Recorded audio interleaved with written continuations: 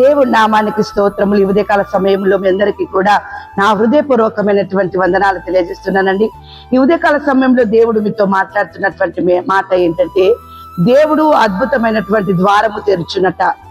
మీ యొక్క ప్రతి ఒక్క అవసరమును తీర్చేటటువంటి అద్భుతమైనటువంటి ద్వారమును ఆయన తెరుస్తూ ఉన్నాడు. దేవుని బిడ్డలారా, వాక్యం సెలవిస్తా ఉంది. సామెతలు 3వ అధ్యాయము 26వ వచనములో, యెహోవా నీకు ఆధారమగును, నీ కాలు చిక్కబడకుండానట్లు ఆయన నిన్ను కాపాడును. దేవుడు నీకు ఆధారమైతున్నాడు. నీ కాలు దేనిలో కూడా చిక్కుబడకుండానట్లు ఆయన నిన్ను కాపాడుతారంటున్నాడు. కాపాడును అనేటటువంటి అద్భుతమైన ద్వారాన్ని నీ కుటుంబానికి నీకు తెరిచినాడు.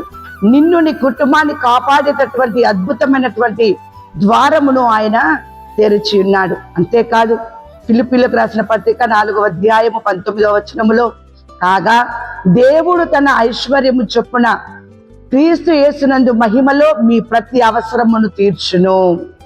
నీ ప్రతి అవసరము కూడా క్రీస్తు యేసు మహిమలోనే తీర్చబడుతుంది. ఎందుకో తెలుసా? ఆయన మృత్యుంజయుడు, మరణమును గెలిచిన దేవుడు. ఆయన మరణమును ఓడించి మృత్యుంజయుడుగా ఆయన నిలబడి అనేకులతో మాట్లాడి ఆయన మృత్యుంజయుడుగానే ఉన్నాడు, సజీవుడుగానే ఉన్నాడు. క్రీస్తు యేసు మహిమలోనే మీ యొక్క ప్రతి అవసరమును కూడా తీర్చబడుతుంది. దేవుని బిడ్డలారా, అటువంటి అద్భుతమైనటువంటి ద్వారమును దేవుడు తెరిచి ఉన్నాడు నీ పట్ల. దేవుని వాక్యం సెలవిస్తా ఉంది. 107వ కీర్తన 9వ వచనములో, ఏలయనగా ఆశగల ప్రాణమును ఆయన తృప్తిపరచి ఉన్నాడు, ఆకలి కొనిన వారి ప్రాణమును మేలుతో నింపి ఉన్నాడు. ఎంత అద్భుతం అండి! నిన్ను తృప్తిపరిచి నిన్ను మేలుతో నింపేటటువంటి అద్భుతమైనటువంటి ద్వారమును దేవుడు తెరిచి ఉన్నాడు.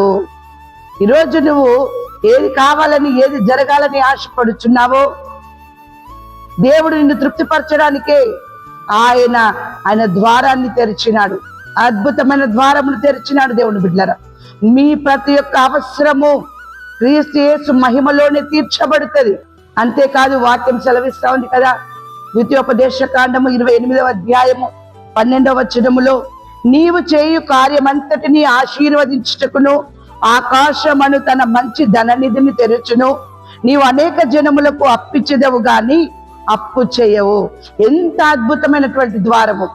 ఇన్ని దినములు నీవు లాస్లో ఉండి అప్పు చేసినవేమో, కష్టములో నష్టములో ఉండి అప్పు చేసినవేమో, నీ కుటుంబాన్ని పోషించుకున్నటకు అప్పు చేసావేమో, నీ యొక్క వ్యాధిలో ఉండి నీవు ఒకవేళ అప్పు చేసే ఉన్నావేమో. కానీ దేవుడు అంటూ ఉన్నాడు అక్కడ, నీవు అప్పిచ్చేదవు కానీ అప్పు చేయవు. ఆ రీతిగా నీవు చేసినటువంటి ప్రతి ఒక్క ప్రయత్నములో కూడా నీ దేవుడు అద్భుతము జరిగిస్తాడట. దేవుని బిడ్డలారా, అటువంటి అద్భుతమైనటువంటి ద్వారాన్ని దేవుడు నీ కొరకు తెరిచి ఉన్నాడు. నమ్ముట నీ వలనైతే నమ్మవానికి సమస్తం కూడా సాధ్యమే. ఈ ఉదయకాల సమయంలో యేసు లేచి ఉన్నాడు, మృత్యుంజయుడుగా ఉన్నాడు అని ఏ విధంగానైతే నమ్ముతున్నావో, నీ జీవితంలో నీ కుటుంబంలో కూడా ఆ రీతిగానే దేవుడి కార్యము జరుగుతుందని నువ్వు నమ్మినట్లయితే నీ పట్ల క్రీస్తు యేసు మహిమలో అద్భుత ద్వారములు తెరవబడును గాక. దేవుడు నిన్ను నీ కుటుంబాన్ని ఆశీర్వదించును గాక, నిన్ను నీ కుటుంబాన్ని మేలుతో తృప్తి పొందును గాక. దేవుని బిడ్డలారా, అంతేకాదు, ఉదయకాల సమయంలో ఆయన నీతో మాట్లాడుతున్నటువంటి మాట, సియోనుల నుండి యెహోవా నిన్ను ఆశీర్వదించును గాక. ఎంత అద్భుతం అండి! నువ్వు నమ్మినట్లయితే ఈ కార్యాన్ని నువ్వు తప్పకుండా చూస్తావు. దేవుడు మీ పట్ల, మీ కుటుంబం పట్ల జరిగిస్తాడు. ఉదయకాల సమయంలో దేవుడు మీతో మాట్లాడుతున్నటువంటి మాట, సామెతల గ్రంథము 15వ అధ్యాయము 6వ వచనము, నీతిమంతుని యొక్క ఇల్లు గొప్ప ధననిధి. అంత అద్భుతముగా దేవుడు నీ ఇల్లును ఆశీర్వదించబోతూ ఉన్నాడు. అంత అద్భుతముగా నీ ఇంటి పైన దేవుడు అద్భుత ద్వారాన్ని తెరిచి సియోనుల నుండి నిన్ను, నీ కుటుంబాన్ని నిండారుగా ఆయన ఆశీర్వదించునుగాక. ఆమేన్.